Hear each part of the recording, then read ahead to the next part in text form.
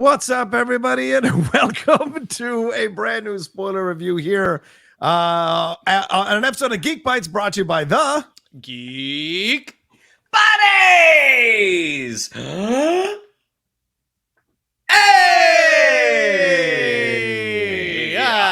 Look at all three of us, and we didn't even have to mess it up because we know how to do it when there's three of us. Absolutely. X-Men 97 episode 6, Lifedeath part 2. You'd be fooled into thinking this is about Storm and Forge, but no, we got ourselves a little Xavier action in this one as well. We've got missing X-Men characters from intros. We're going all into the galaxy of the Kree. We got a Ronan the Accuser. We got all kinds of stuff going on, and messages about how you don't have to belittle people in order to elevate yourself, and how you can make a friend of your demons and confront your darkness to come out even stronger on the other side. A lot in these in this episode here, written by Charlie Feldman. We're going to break it on down and have fun doing the spoiler review here on this episode of the Geek Bites. Thank you so much for joining us. Let's introduce ourselves. I'm the Outlaw John Rocha, writer, producer, and host here on the show. I am Michael Vogel. I'm a writer and producer of animated TV shows and movies. And this is Shannon McClung. I'm a television actor and an animation writer. And if it looks like I am recording from the surface of the sun, it's because where I am in the valley, the sun is especially yellow right now. So even though I've got my very white ring light on, there's still sort of a yellowish hue. Yellowish hue. I like that. Artist to get into is Life Death Part 2. Michael, when we saw Life Death, last we checked in on Life Death Part 1, it was two separate stories. We had Sunspot and Jubilee going and doing the things that they were doing, meeting an older version of Jubilee, and then we had Life Death Part 1 with Forge and Storm here figuring things out. And by the time we checked in with them, when we left them, Storm was super upset with Forge that the technology Forge had created in one of his down parts of his life was turned into a weapon that was used to take away her powers. So this entire episode, though, I thought was just going to be them. But we got Charles, we got Lilandra, we got this exploration. Charles coming back for what it seems like by the end of the episode to the X-Men just in time as we see Dr. Sinister using Mr. Sinister using Bolivar Trask. So he went to Sinister Medical School. You know? Yes, right. I didn't go to villain medical school for you to call me Mr. So, Michael, your thoughts on this episode overall? Did you like that they split it up? Were we missing a title for the Xavier Lilandra situation? What are your thoughts? I liked how they handled this episode better than how they handled the other. Okay. I think that doing the Jubilee Sunspot Mojo episode piece of it first, and then doing the Life Death, it just ended up making where you had already sort of given that first part of Life Death the lesser part of the episode by putting it all at the end the way they did it. I think it made it feel a little bit more rushed, and I think even had they taken exactly what they had and split it up a little bit more, it might have felt like you bought the romance a little bit over time over the half hour. So I thought this was handled better. Okay. I think that they released, yesterday a clip. I much like you just said, assumed that this episode was going to be a full Storm Forge episode. Yeah. But when they released a clip online last night and I saw the Imperial Guard and the Shi'ara and the Kree, my first thought was, oh, Professor X is coming back. And he did. And he did. So yeah, I thought this, like I said, I thought this was better than that one. As far as one of the episodes that kind of crosses two different storylines at the same time. And I thought these two episodes kind of fit nicely together. These two stories within the episode. Two stories. Yeah, Sorry, the two stories. My fault. No Professor X and Storm as two characters that are sort of away from the mutants, away from the mansion for different reasons, both sort of struggling. Storm sort of trying to decide who is she without her powers, dealing with her adversary in a very real sense. And Professor X kind of facing, do I want to stay here with Lilandra? Do I want to stay with the Shi'ar? Do I have more to teach my X-Men? And both of them getting to the end and kind of going, nope, got to go back. I thought they worked really, really nicely together. I also think, we talk a lot about how this show really handles mutants great, how it handles X-Men great, how it handles X-Men history great. But when you have an episode like this where, you're dropping Rudyard Kipling and you're talking imperialism, like this show's going for it. Oh, yeah. Yeah, certainly. And Shannon, what are your thoughts? I mean, because we came out of that episode 5 emotionally drenched, dealing with a lot of trauma from the loss of these X-Men and then the mutants, and seeing the Sentinels using whatever they use there to destroy most of Genosha. And here we go into the back half, because that was almost like a mid-season finale. We go into the back half with this episode that would deceptively feel like we're just pulling back a little bit before we really go back down the roller coaster again. But certainly both of these stories had something really powerful to say about the respective main people in each of those stories. What do you think of this episode? Yeah, I think at this midpoint, like as you already said, that last episode that we got with the attack on Genosha, if that had been like the 8th episode of the season, then we would have known that going into the 9th episode, it's going to be balls to the wall action and consequences. But because it is in the center of the season, I was pretty sure, one, the title is the part 2 of the Stormforge story, but I'm kind of like, I bet we're not gonna revisit what happened in the previous episode until the end. But it was still a really good episode, despite the fact that I want to know everything that happened in the aftermath of that Genosha attack. It was still really, a really, really strong episode. And what's funny is the how compelling the storytelling has been. Xavier has been mentioned a lot, but as an audience, because the characters are so interesting and the new dynamics that were introduced with Magneto taking over, we didn't necessarily miss Xavier. But the moment that we see him come back, it's like, oh, that's right. Here's this vital piece of this team. And we see this new situation that he's gotten himself into with Lilandra and with Deathbird, getting to see, Mohawk Superman, Gladiator. Like, it was all just really, really fun. And then, like, thinking about what you all had said about the way that the previous Life-Death episode was cut together, like, I was trying to think, like, would that have worked, breaking that episode up and intercutting it with the Jubilee story? I'm like, I don't know. I feel like they were maybe so stark that I feel like that may have been a little bit of whiplash.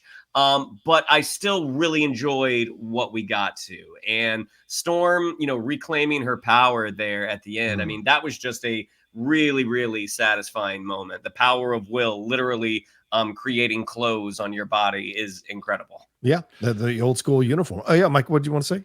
I do love, because this came up with the Madeline Pryor moment as well. I actually love that they're borrowing a little bit from some classic Sailor Moon style logic. Like, Jean Grey cannot telekinetically create fabric. The Phoenix can, but Jean Grey can't. So when Madeline Pryor turned herself into the Goblin Queen, you're like, you can't really do that with your powers, but this is a great Sailor Moon moment, and I'm accepting it. And here, that times 1,000. Like, can Storm magically create an outfit with weather? No. Do I 100% accept that moment for the anime awesomeness that it is? Yes. Yes, I do. I'll agree with Michael on that. Yeah, I like this. I mean, I do think that Storm should have had her own episode. I mean, you can absolutely put Life-Death, which was only 10 minutes, the first part, and the scenes here together as one whole episode. So I'd be curious to find out why they split it up the way they did, because I'm not sure that it benefited the story to be split up.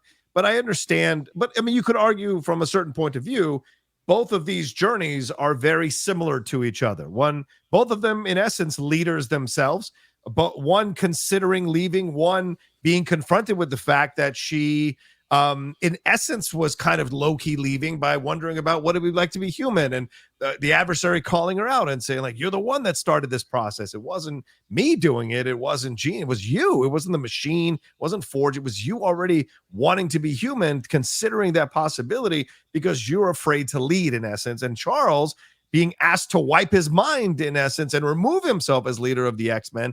And even Lilandra is saying, like, hey, codependent man, you know what? You can just let go and they can walk on their own. And Charles is like, well, they still have lessons to learn, I think. And it's like, these are grown-ass individuals, man. So you've got that confrontation in both of these. But at the end of the day, just like if you love family, no matter what happens, the drama and all of that stuff, it's about reconnecting with that. There's a strength in that. There's a power in that. And I thought that was, I thought it ended up working out, even though it didn't need to be split up. I still felt the episode was good overall. Yeah. I mean, part of the challenge is, it Yeah, feels you guys like are animation. to me, You tell me. Yeah. well, it's more of like, as you're looking like from a show running standpoint, like where you want everything to land. Like, I think they had this idea for this Jubilee Sunspot Mojo episode that was really fun, and you get to do the Konami bit, and you get to see classic. And I think they were like, look, for a show that's retro, this is a great idea. Yeah. Well, you've got to put that part at the beginning of the season. You don't go Genosha. Yeah, fun Konami X-Men episode. That doesn't work. So you knew that had to be at the beginning. Right. But then you also know you've got to do this episode. Like you've got to be like Professor X is still around. So could you have done like a Konami episode and Shi'ara Empire, and by the way, Professor X is around? But then that would have been a reveal too early for Professor X. And then part of what does make this episode work, even though they did split up Lifedeath, is having both Professor X and Storm. Yeah. Recognize what happened on Genosha at the same time. Right. Yes. It's a great way to gear us back up. So like we sort of had this, like Shannon said, you had this sort of mid-season finale of Genosha that was like that ripped our hearts out. We've all been talking about it all week. This episode does take a step back and give us a little bit of a breather, and we get to see the Shi'ara, and we get great Deathbird bits, and we get all of this stuff. We get to revisit Storm, but now Storm's got her power back. That's resolved. Professor X is up here, and then they both witness the thing that we witnessed an episode ago. Yeah. And now we're all caught up, and now everyone's like, oh shit, I got to go back. And now it's like they've arranged all the pieces on the chessboard. So I think it was like a little bit tricky to figure out where it went, and it feels like they were like, they realized they couldn't do all of Life Death in one episode. And then they're like, we'll do it in an episode in 10. Episode in 10. Like, that's what we'll do. And so, I think that, do I think the way they handled it ultimately was the most perfect way to handle it? No. But ultimately, it got us where we needed to get. I don't think anybody's complaining about this season on the most part. So going into the back half here, first episode into the back half of the season for sure. Shannon, let's deal with the specificity of the Storm episode here. Storm and Forge. We see, Forge has got this pulsating purple shit on his shoulder, thanks to the adversary's bite, and immediately we're in this alternate reality or dream sequence or something in Storm's mind, where the adversary puts her in a coffin, has her confront her stuff. As I said, mentioned the fact that she's the one that was already kind of considering getting rid of her powers, a living death in essence, taking the easy way out, the safe way out, all of this stuff, and then we find out that then Forge comes in, uses his Darkhold magic or whatever that was, and knocks out the adversary into some portal there. And then they ride off. I don't know how you take a man that injured on the back of a horse, but okay, they ride off to go find this cactus. They go inside this cave, and Forge's about to talk about the white lie, and Forge passes out, which I thought was great. And Storm's got to confront stuff. For those of us who are X-Men fans, the three of us and anybody watching, we know Storm's issues with claustrophobia, with tight spaces, sort of kind of harken back to that. Even though I didn't see the first animated series, I know that from the comics. It was nice to see that come back. And then she confronted her darkness, confronted the adversary when the flashlight fell out of her mouth, and she comes out of this thing and explodes and embraces her power, rejects the voice inside of her head that tells her she can't be enough, tells her she can't accomplish things. And as Michael said, puts on the old school outfit there, somehow materializing it, flies with the horses, goes back to Forge, cures him. He seems quick. I mean, he's like, let's go to Hawaii, like right off the bat. And then the thing ends with her seeing what happens in Genosha and heading back to the X-Men compound. So what did you think of this episode specifically? What stood out to you? What really worked for you? And did you have any reservations about it? No reservations. I mean, the adversary is scary. That's a scary bad guy, and that's a really fun bad guy, because that's a bad guy that literally gets into your head and feasts on your doubt, on your on everything that you don't like about yourself. It's literally fear kind of manifesting. So I thought that was all really, really nice. The Forge bit of like acknowledging the white lie and pass it out, I feel like maybe that's something we should start trying to apply. If you ever see someone pass out suddenly, it's because they just told a little white lie.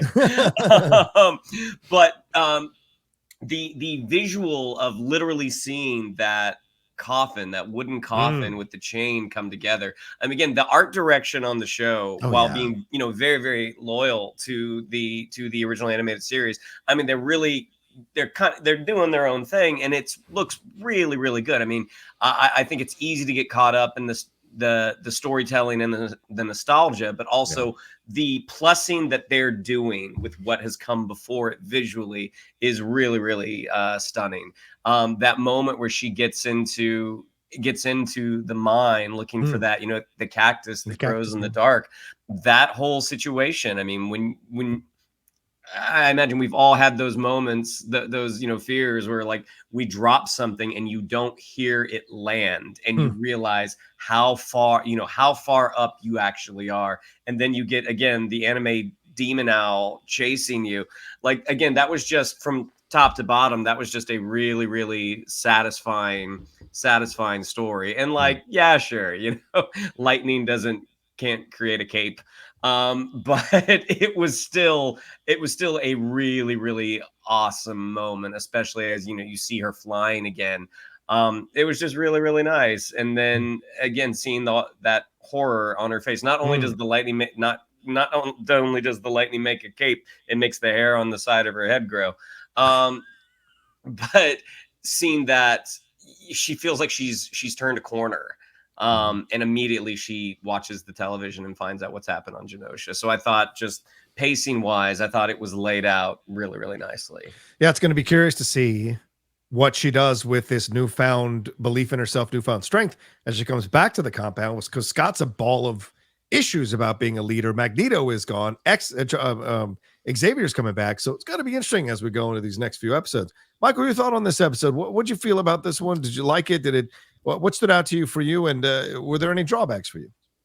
I do. I mean, I think, and this is, look, with everything they're doing in this season, it's sort of in the same way that they did the entire Madeline Pryor, Goblin Queen, Mr. Sinister in like 30 minutes. Lifedeath is such an amazing story. And this is definitely like the Cliff's Notes version, but I think they hit everything that was really important. Right. I'm just in order of things that happen, just everything between Storm and the Adversary is great for all the reasons that you guys just said. Like the Adversary is great because, and I've seen people on Twitter all day, like it's like in Three Amigos where they're like, everyone has an El Guapo. Like this is like, everyone has an adversary. Like the way it was written and the way the adversary got inside Storm's head, it's relatable to any of us. Yeah. Any one of us has that voice in our head that's like, you're not good enough. Like you suck. You don't deserve to be a leader. You don't deserve to be successful as a podcaster, as a writer, as an actor, as like, take your pick of whatever it is. Like we all have that voice inside of us. So Storm having a literal conversation with a monstrous owl demon about those fears and concerns, every one of us is like, yeah, I get it. Yeah, I'm cool. I'm in. Now, when Forge came down and used his magic to get her out, I thought it was a great nod to the MCU because Forge is using MCU magic. Like, MCU magic is visually very specific, and it's hard to imagine now, but there was a time where someone going like this and making a giant sparky circle wasn't something that we all saw on a regular basis. And so having him use a very specific MCU type of magic visually, I thought was really, really interesting, even though for him it's from, I think he's a Cheyenne Indian. Yeah. That he learned that from his mother. Yeah. But then then it was like, we got to get the cactus. Okay, I got the thing. But even before that, the whole her in the coffin, the visualization, everything you guys said, it was great. Again, it's what I love about animation, and I think they're really utilizing it, is you can get a little bit weird. It doesn't have to always make perfect sense. And I know that Bo DeMaio posted, which kind of adds to the whole thing, that, when Storm is in the coffin and says, I can't breathe, he's been posting that image with some George Floyd stuff. So like the I can't breathe was very intentional, which again, the show is absolutely going for it. Yeah, I love it. But yeah, then I think the entire thing, again, in an episode where we're talking about imperialism and taking over other cultures, to go into this cave and talk about, the white man coming in, the Civil War, everything, and, Storm saying what they did to your people. It's just another parallel to what Professor X is dealing with in his side of the episode. And then, her dealing with the adversary, accepting that she has these fears, embracing this as a part of her, all the things that she sort of says through the thing. Again, you're like, yep, that my therapist says that is what I am supposed to do too. Now, when my therapist says it, I'm like, ugh, I don't know. When Storm fights a giant owl demon in a cave, I'm like, yeah, I can do that. Okay, got it. Cool. And then I think, again, the reason that the magical transformation works, Shannon is correct. Lightning does not make hair grow on your head. If anything, it does the opposite. But I think the reason it works is because this is why animation is great. Yeah. Like in a live action thing, yes, we need to go, oh, I went to the place and the person made me this costume or this is this. But like, do we really care? No. Yeah. This was a transformative moment for Storm. She accepted her flaws. She accepted her fears. She embraced it. She had a transformation. And in the world of animation, in the world of cartoons, like when you have an emotional transformation, you get a physical transformation. So she got that thing, and kind of going back to that classic Storm costume, which is not what Storm wore in the 90s series, seeing her in that classic costume that is 100% Storm, and then watching her just fly joyously through the sky. And you're like, you know, and I think for all of us after dealing with episode 5, we're like, well, thank Christ the Omega level mutant is back, because they're going to need her. Some shit. Yeah, they're going to need her. And then, like I said before, having her kind of come up to that moment and experiencing for her what we experienced last week, and knowing that she's going to dive back in 100%, just gets you amped for what's to come.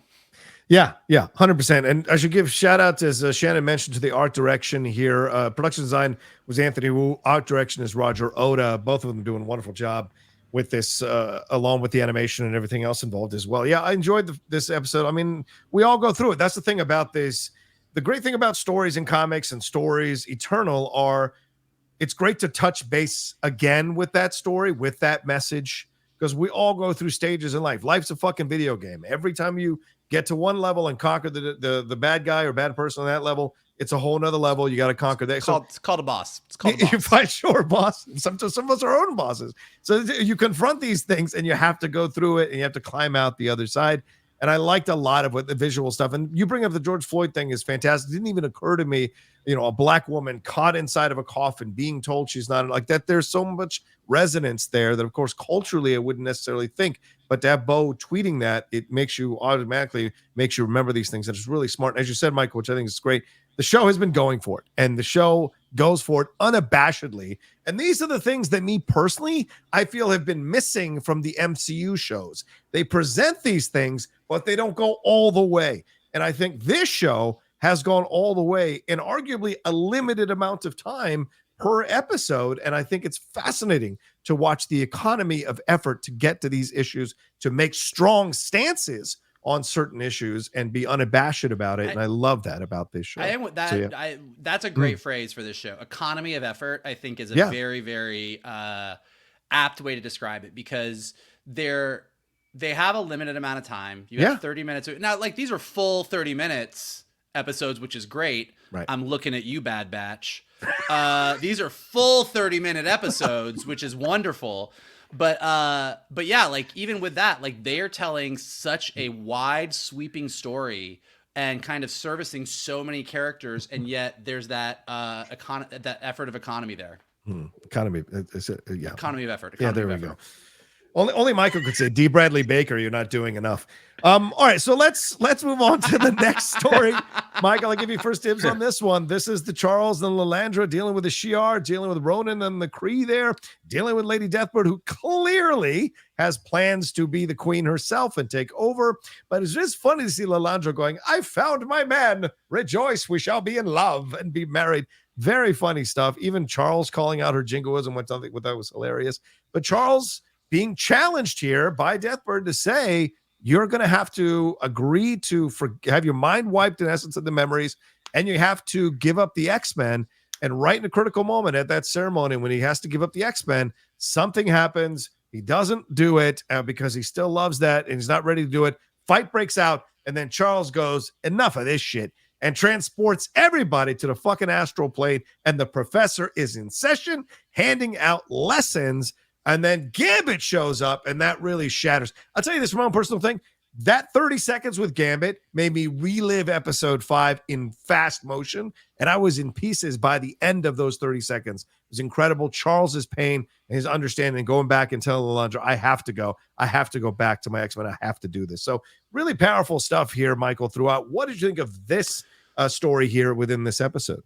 Well, so this episode, this part was really fun because just as a Marvel nerd, it's just great. Yeah, right. Like, so for exactly, anybody, for anybody who never really watched the '90s series, who doesn't remember, the Professor X reveal is kind of a, oh shit, he's alive. For anyone who remembers a '90s episode, we've all been sitting there going, I mean, he's not dead. The Shi'ara took him away at the end. So it was nice to be like, oh, okay, yes, we are all correct. But you know, this was like, even though this is an animation and not live action, the Shi'ar have entered the MCU playing field. Like we've gotten the Kree, we've gotten the Nova Corps, we've gotten the Skrulls, but now the Shi'ar are here as well. And it was great to see them. Deathbird is great, Lilandra's great, and seeing the Imperial Guard, Gladiator, everybody Imperial like Guard, you know, seeing Ronan in animation with his classic look, just like the entire opening was just after sort of having our hearts ripped out at the end of episode 5, getting to episode 6 and being like, hey nerds, here you go.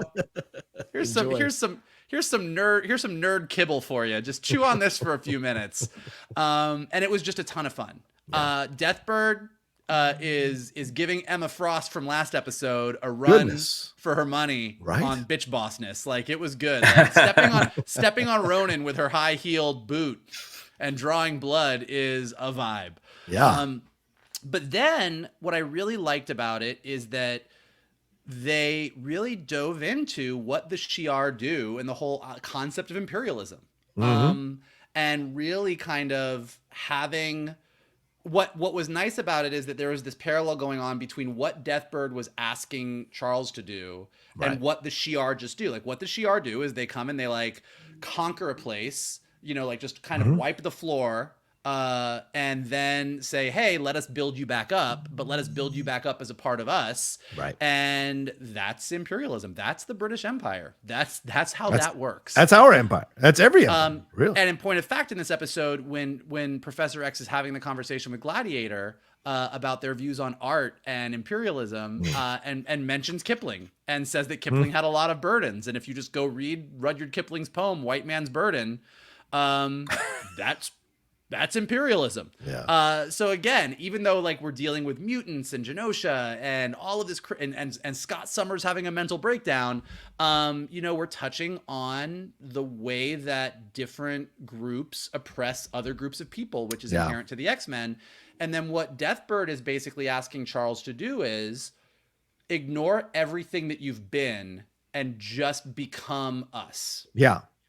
And that is exactly what the Shi'ar do. She's just asking to do it on a personal level. So the whole concept that they were dealing with here and the conversations that were happening was just fucking fantastic.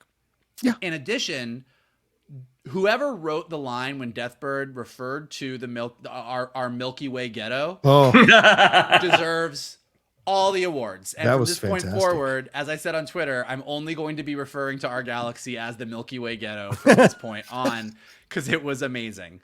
But yeah, when Professor X finally reached that point, you know, he paused on Give Up the X-Men, and Deathbird jumped on it. Whole fight breaks out. And yeah, then he's like, oh yeah, I'm the world's most powerful telepath. And then puts them all in school, sits them down at the desk, and Professor X's the shit out of them. And it was just great. And, you know, and in Professor X style was like, let me teach you why what you're doing is wrong. And let me talk about the fact that coexistence is messy. And so that's bringing the entire Shi'ar imperialism idea back to the core ideals of what Professor X is with the X-Men, which is, yes, it would be easy to say, okay, separate but equal. You guys go live here and you guys go live here. It would be easy to say, we're going to conquer you because we're more powerful, and then you have to do what we say. The hard, messy, confusing thing is, let's all coexist. Yeah. It's not easy. We know that living in the world that we live in today. Like, pick any fucking issue and any fucking oppressed minority, or anything that's happening on a global scale right now, and you can attest to the fact that coexistence is fucking hard, and we have not figured it out yet. Which is why they call Professor X an idealist, and idealism is its own kind of danger. But so you have this, what I loved about this is in taking a break from all the drama of Genosha, they were like, let's have a really fun episode, but also just drop some philosophy and ethics and morals on you. Let's just really like dive into all of this. And then to your point, right when he's almost got them convinced that they're going to change their entire way of running a galactic empire, psychic vision happens. Gambit shows up. He sees a bunch of dead bodies and desks, and he's like, "Fuck, I gotta go back. I gotta go. Yeah. We gotta go back, Kate. Like, let's go." And so again, just setting those pieces, like we took a nice little break. We touched on the Shi'ara. We took a nice little break. Storm worked her shit out, got a better costume, and got a full head of hair. And now we're kind of moving forward into moving. I mean, I know we have one more episode before, as Bo DeMaio said on Twitter, he said, you know, episode 5 was his warm up. Episode 8 to 10 is where we're just going to get wild. Yeah. So we got this little break. We're going to see what next week is. And then Storm and Professor X are going to get caught up. And 8 to 10, we are off to the races. It's fun to see a person who's been fired, but chiming in very well on all this stuff and really like giving us more perspective on what was going on behind the scenes and creating these episodes. Say, I'm fascinated by it. Yeah. I don't know that I've ever quite seen the dynamic that we are seeing play out right now. Yeah. Where a showrunner was very suddenly and abruptly let go for reasons that, again, still none of us know. Right. The show comes out. The show knocks the socks off everybody. And at the halfway point of the season, the showrunner's like, all right, fuck it. I'm going to start chiming in again. Yeah. So now we're like, all right. So like Marvel's not saying anything. They can't. Bo DeMaio's on Twitter being like, let me tell you why I did all the things that I did. Right. Everyone on Twitter is like, I don't know what you did behind the scenes, but what you're doing on screen is great. I'm very confused and don't know how to feel right now. People going through their things for sure. Yeah, I thought this episode worked, Shannon, on a macro and micro level. Like, it isn't just empires, it's human beings. Are you backstabbing that friend at work? Are you cutting them down at the knees because you're afraid they're going to take your job? Are you fucking with certain people in your residential area because you don't want them to lead the HOA? You want to be leading the HOA? You can take it on a macro or micro level or medium level. This idea of power should be used to elevate everyone, whether they're powerless or have the same equal power. And power can be used to help everyone. And yes, coexistence is messy, but it's necessary. It's the right thing to do. And on the other side, it's like you've got to take care of your business as well, personally in your life. You know, are you operating from a place of fear or from a place of strength and abundance? These are the things that we struggle with all the time in our lives, just like we saw in Storm, her struggle. This is what Charles is laying out here, which I think is fascinating, as Michael hit on. What do you think of the story here within this episode? What stood out to you or what didn't work for you? I mean, as in typical Vogel fashion, he got a lot of it. Yeah, he likes to. Yeah. But what I would say is the dialogue in the series is just, it is crackling, it is snappy, it's just really, really well written. Along with the Milky Way ghetto, like the moment where I can't remember what Deathbird says, but Charles's response of like, you know, congratulations on saying the quiet part out loud. And then she fires back within 60 seconds, throws the same line at him. Like the dialogue is just, again, it's just so lively. It's so much fun. It's so much fun to listen to. And in terms of just the action, watching, you know, again, Mohawk Superman lay people out, basically Marvel being like, you know, Marvel has many Superman-like characters, and Gladiator is one of them. But having him use a lot of Superman's powers with the breath and the heat vision, sort of like, this is what we would do if we had Superman. And it was so much fun. I mean, watching them, you know, lay out the Kree right at the beginning, but then when he has to turn on Warbird's guards, and that was just, again, just so satisfying. Like Gladiator, I'm curious if we'll see Gladiator again in season 1. My guess is maybe not. But Gladiator, the Gladiator Xavier scene when they're looking at the two art? big statues, where he's talking about, you know, I can't remember the term, if it was like lunacy, like art is lunacy, idealism is lunacy. I was like, I don't know who this Kipling is. Like, it was just a really, really fun scene to watch. And the moment that, Xavier kind of full on Professor X is up and literally has people in a classroom at desks, and he's giving out demerits in the forms of apples in their mouths. Like, it was just so satisfying. And the whole idea of, you know, you don't have to make someone feel worse for you to feel better. Right. Like, again, just really, really great dialogue. Of the two stories, I do think this was the stronger one. Yeah, it felt like a Breakfast Club where he was like, they're all no, are you done? No. So somebody was I think the guy in the front was the Judd Nelson. The older dude felt like the Judd Nelson guy. It was rejecting everything that he was trying to teach them which I thought was great. Yeah, fascinating stuff. So let's real quick, because I know we're already at 35 minutes. So we got to wrap this up. The final scene here with Trask, Boulevard Trask, and Sinister here. Michael, your thoughts on this real quick?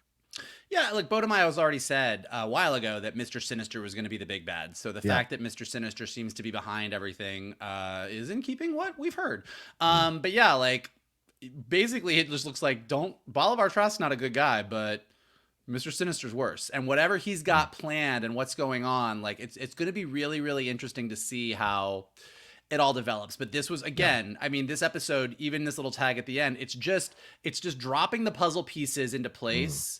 And we've seen this 1,000 times. We've seen this in a ton of shows where you get to those last few episodes and you just feel like they've got to answer every question that they've raised. Like you're just like, okay, well, I need to know this and I need to know this. And then they kind of fall flat. Yeah. And this is nice because we're just sort of slowly moving the pieces into place so that those final episodes can just run.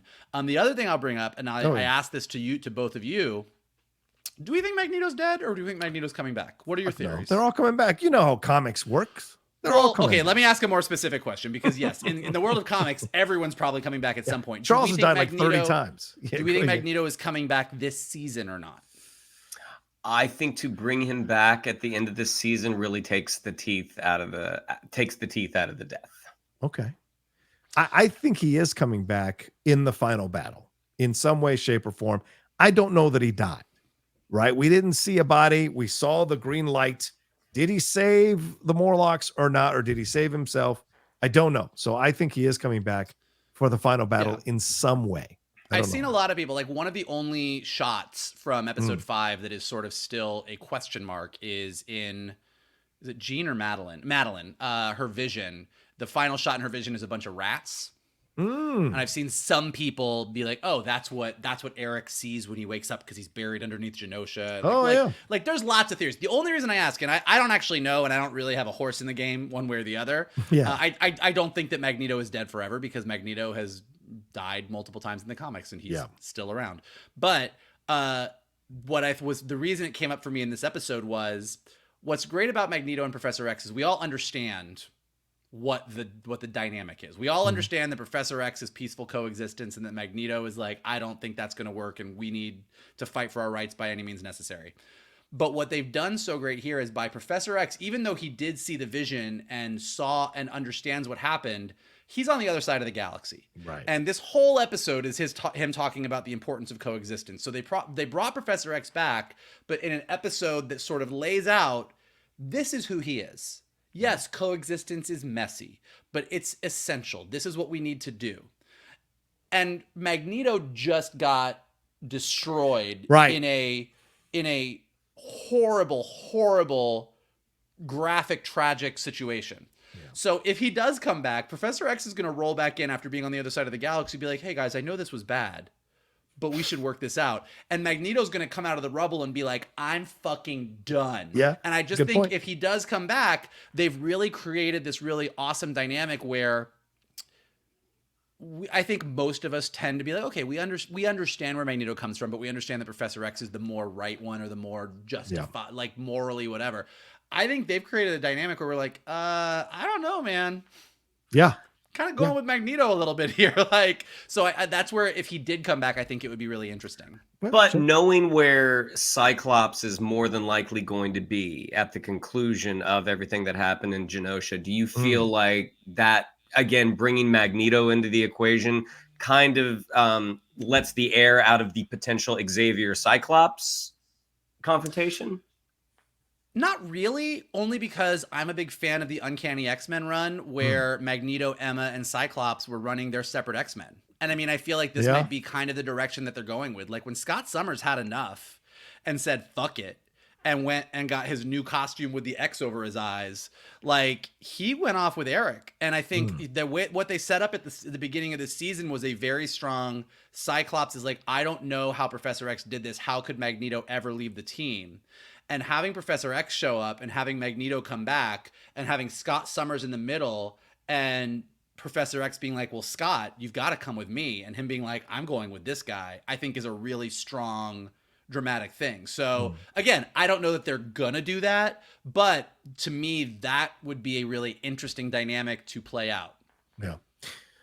Shannon, your final thoughts on Bolivar, Trask, and Sinister? I mean, if Bolivar is scared of Sinister, that tells you how much we should fear this guy as well, right? Yeah, well, and just wait till he gets his MD and he becomes Dr. Sinister. You Then know it's what? going to be... One time I visited a prostitute in the war. My life's been a living hell ever since.